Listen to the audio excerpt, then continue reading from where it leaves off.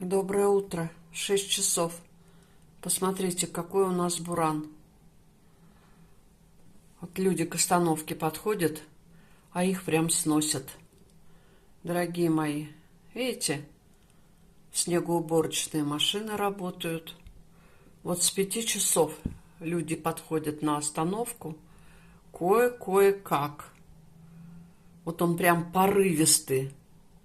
Ну, обещали по прогнозам на сегодня буран, метель.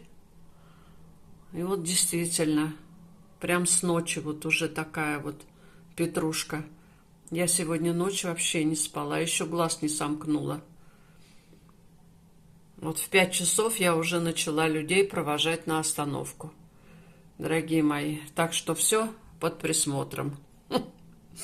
Всем хорошего, доброго утра.